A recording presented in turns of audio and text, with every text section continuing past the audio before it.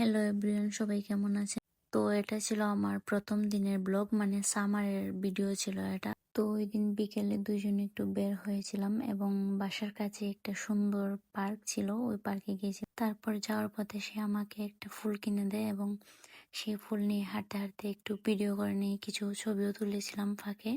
আর খুব সুন্দর রোদ ছিল, তাই ভাবছিলাম রোদ শেষ হওয়ার আগে কিছু ছবি এবং ভিডিও তুলে নিই। তারপর হেঁটে হেঁটে অনেক জায়গা পার্কে গিয়ে পৌঁছালাম এবং পার্কে গিয়ে দেখি সবাই এই বুটে উঠছে।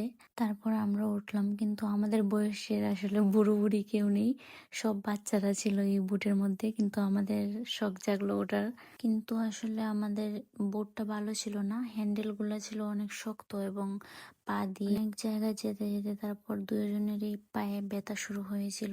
যাই হোক, তারপর একটু সময় এখানে থেকে আমরা চলে যাই একটা কফি শপে। দেন কফি খেয়ে আমরা চলে যাই একটু শপিং মলে। শপিং মলে একটু ঘোরাঘুরি করি, কিছু প্রয়োজনীয় জিনিস কেনাকাটা করি। তারপর আমাদের সাথে আরেকজন ছিল, তাদেরকেও কিছু চয়েস করে দেওয়া হয়। তারপরে যে আমরা আয়নার সামনে কিছু ভিডিও নিই, ছবি তুলি।